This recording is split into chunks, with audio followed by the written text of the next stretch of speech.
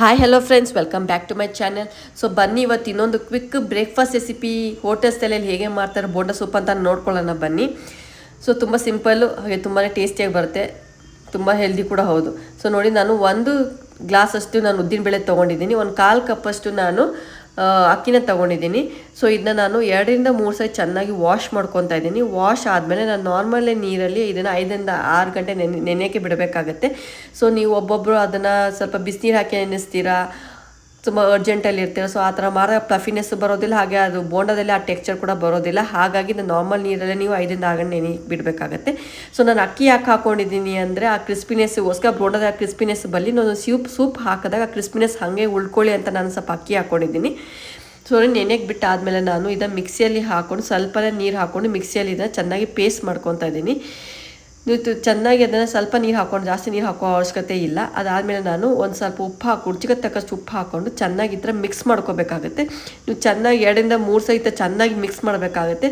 So ಆವಾಗ ಅದರಲ್ಲಿ ಆ ಪ್ಲಫಿನೆಸ್ ಬರುತ್ತೆ. ಸೊ ನೀರಲ್ಲಿ ಈ ಥರ ಹಾಕ್ತಾ ನೀವು ಚೆಕ್ ಮಾಡಬೇಕು, ಅದು ಮೇಲೆಗಡೆ ತೇಲ್ಬೇಕು.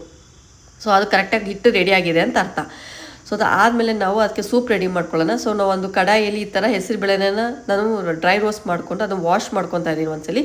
ಇದು ಯಾಕೆ ಮಾಡ್ಕೊಳ್ಳೋದಂದರೆ ಅದರಲ್ಲಿರೋ ಒಂದು ಘಮ ಹೋಗೋಕ್ಕೋಸ್ಕರ.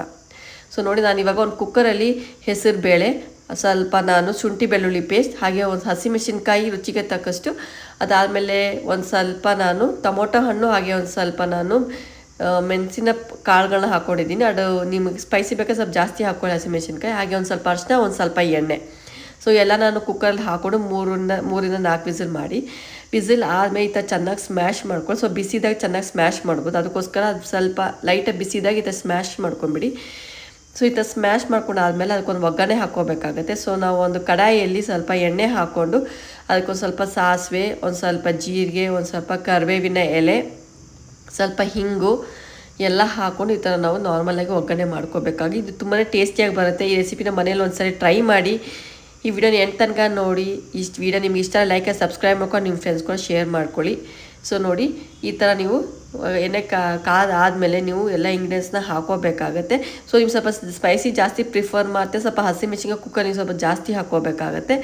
ಇಲ್ಲಿ ಮೇನು ನೀವು ಕೆಂಪದ ಖಾರದ ಪುಡಿ ಏನೂ ಹಾಕೋದಿಲ್ಲ, ಹಸಿಮೆಣಸಿನ್ಕಾಯಿ ಹಾಗೆ ನಾನು ಏನು ಮೆಣಸಿನ ಕಾಳು ಹಾಕ್ಕೊಂಡು ಅದೇ ನಿಮಗೆ ಸ್ಪೈಸಿನೆಸ್ ಕೊಡೋದು. ಸೊ ನೋಡಿ, ನಾನು ಸ್ವಲ್ಪ ಜೀರಿಗೆ, ಸ್ವಲ್ಪ ಹಿಂಗೆ ಹಾಕ್ಕೊಂಡಿದ್ದೀನಿ, ಒಂದು ಸ್ವಲ್ಪ ಕರಿಬೇವಿನ ಎಲೆ, ಟೊಮೊಟೊ ಹಾಕ್ಕೊಂಡು ಈ ಥರ ನಾನು ಚೆನ್ನಾಗಿ ಇದನ್ನ ಬಾಡಿಸ್ಕೊತಾ ಇದ್ದೀನಿ. ಈ ಥರ ನೋಡಿ, ಈ ಥರ ಚೆನ್ನಾಗಿ ನೀವು ಬಾಡಿಸ್ಕೋಬೇಕಾಗುತ್ತೆ ಸ್ವಲ್ಪ ಎಣ್ಣೆಯಲ್ಲಿ. ಸೊ ನಿಮ್ಗೆ ಆಲ್ರೆಡಿ ಹೇಳಿದ, ನಾನು ಹೆಸರುಬೇಳೆನ ಯಾಕೆ ಆಲ್ರೆಡಿ ನಾನು ಡ್ರೈ ರೋಸ್ಟ್ ಮಾಡ್ಕೊಂಡೆ, ಘಮ ಹೋಗಲಿ ಅಂತ ಅನ್ನೋಕ್ಕೋಸ್ಕರ, ಇಲ್ಲಾಂದರೆ ಅದು ತಿನ್ಬೇಕಾದ ಸ್ಮೆಲ್ ಬರುತ್ತೆ. ಹಾಗಾಗಿ ಅದನ್ನ ನಾನು ಸ್ವಲ್ಪ ವಾಶ್ ಮಾಡ್ಕೊಂಡು ಕುಕ್ಕರಲ್ಲಿ ಹಾಕ್ಕೊಂಡು ಬೇಯಿಸ್ಕೊಂಡಿದ್ದೀನಿ. ಸೊ ನೋಡಿ, ಈ ಥರ ನೀವು ಅದು ಏನೇ ನೀವು ಕುಕ್ಕರಲ್ಲಿ ಸ್ಮ್ಯಾಶ್ ಮಾಡ್ಕೊಂಡು ಎಲ್ಲ ಇಂಗ್ರೀಡಿಯೆಂಟ್ಸ್ ಈ ಥರ ಹಾಕೋಬೇಕಾಗತ್ತೆ. ಸೊ ನೋಡಿ, ನೀರು ಹಾಕ್ಕೊಂಡು ಆ ಕನ್ಸಿಸ್ಟೆನ್ಸಿಯ ನೀವು ಅಡ್ಜಸ್ಟ್ ಮಾಡ್ಕೋಬೇಕಾಗತ್ತೆ, ಯಾಕಂದರೆ ಹೆಸರುಬೇಳೆ ಸ್ವಲ್ಪ ಥಿಕ್ನೆಸ್ ಕೊಡುತ್ತೆ. ಅದಾದಮೇಲೆ ರುಚಿಗೆ ತಕ್ಕಷ್ಟು ಉಪ್ಪು ಹಾಕ್ಕೋಬೇಕಾಗತ್ತೆ. ಉಪ್ಪನ್ನು ನೋಡ್ಕೊಂಡು ಹಾಕ್ಕೊಳ್ಳಿ. ಸೊ ನೋಡಿ, ಇದನ್ನ ಚೆನ್ನಾಗಿ ನೀವು ಬಾಯ್ಲ್ ಮಾಡೋಕ್ಕೆ ಬಿಡಬೇಕಾಗತ್ತೆ. ನಾವು ಒಂದು ಸ್ವಲ್ಪ ಬೆಲ್ಲ ಹಾಕ್ಕೊತಾ ಇದ್ದೀವಿ. ಸೊ ಟೇಸ್ಟಿಗೋಸ್ಕರ ಇದು ಕಂಪ್ಲೀಟ್ಲಿ ಆಪ್ಷನಲ್, ನೀವು ಬೇಕಾದ್ರೆ ಹಾಕೋದು, ಬೇಡ ಸ್ಕಿಪ್ ಕೂಡ ಮಾಡ್ಬೋದು. ಸೊ ಚೆನ್ನಾಗಿ ಕುದಿಬೇಕದು, ಸ್ವಲ್ಪ ಥಿಕ್ನೆಸ್ ಬರೋ ತನಕ. ಅದಾದಮೇಲೆ ಸ್ವಲ್ಪ ನಾನು ಕೊತ್ತಂಬರಿ ಎಲೆಗಳನ್ನ ಹಾಕ್ಕೊತಾ ಇದ್ದೀನಿ. ಕೊತ್ತಂಬರಿ ಹಾಕ್ಕೊಂಡಾದಮೇಲೆ ಅದಾದಮೇಲೆ ಸ್ವಲ್ಪ ನಾನು ಬೇಯ್ದಾದ್ಮೇಲೆ ಸ್ವಲ್ಪ ಲಿಂಬೆ ಹಣ್ಣನ್ನು ಹಿಂಡ್ಕೊತೀನಿ, ಅರ್ಧ ಲಿಂಬೆಹಣ್ಣು ಹಾಕ್ಕೊಂಡ್ರೆ ಸಾಕು. ಸೊ ನೋಡಿ, ಈ ಥರ ನಾನು ಬೋಂಡಗಳ ಸ್ಮಾಲಾಗಿ ಚಿಕ್ಕ ಸೈಜಲ್ಲಿ ಹಾಕ್ಕೊಂಡು ಫ್ರೈ ಮಾಡ್ಕೊತಾ ಇದ್ದೀನಿ. ಸೊ ಒಬ್ಬೊಬ್ರು ಡಬಲ್ ಫ್ರೈ ಮಾಡಿ ಅಂತಾರೆ. ಸೊ ಡಬಲ್ ಫ್ರೈ ಮಾಡೋ ಅವಶ್ಯಕತೆ ಇಲ್ಲ. ನೀವು ಲೋ ಫ್ಲೇಮಲ್ಲಿಂದ ಫಸ್ಟು ಗೋಲ್ಡನ್ ಕಲರ್ ಬರೋ ತನಕ ನೀವು ಲೋ ಫ್ಲೇಮಲ್ಲೇ ಮಾಡಿಕೊಂಡು ಫ್ರೈ ಮಾಡ್ಕೋಬೇಕಾಗತ್ತೆ. ನೋಡಿ, ಈ ಕಲರ್ ಬಂದಾದಮೇಲೆ ನೀವು ಸ್ವಲ್ಪ ಹೈ ಫ್ಲೇಮ್ ಮಾಡಿಕೊಂಡು ಇದನ್ನ ಬೋಂಡನ ನೀವು ಫ್ರೈ ಮಾಡ್ಕೋಬೇಕಾಗತ್ತೆ. ಸೊ ನೋಡಿ, ಈ ಕಲರ್ ಬಂದಿದ ತಕ್ಷಣ ನೀವು ಗೋಲ್ಡನ್ ಬ್ರೌನ್ ಬಂದರೆ ಸಾಕು. ಸೊ ಈ ಥರ ಕ್ರಿಸ್ಪಿನೆಸ್ ಬಂದಿದೆ ನೋಡಿ. ಅದಾದಮೇಲೆ ನಾವು ಮಾಡಿದಂಥ ಸೂಪರ್ ಹಾಕ್ಕೊಂಡ್ರೆ ತುಂಬಾ ಟೇಸ್ಟಿಯಾಗಿರುತ್ತೆ. ಮನೇಲಿ ಒಂದ್ಸರಿ ಟ್ರೈ ಮಾಡಿ. ಸೊ ನಿಮ್ಮ ಮನೆ ಯಾರು ಗೆಸ್ಟ್ ಬರ್ತೀರಿ ಅಂದಾಗ ಕೂಡ ಗೆಸ್ಟ್ ಕೂಡ ತುಂಬ ಇಷ್ಟಪಟ್ಟು ತಿಂತಾರೆ. Until and take care, bye.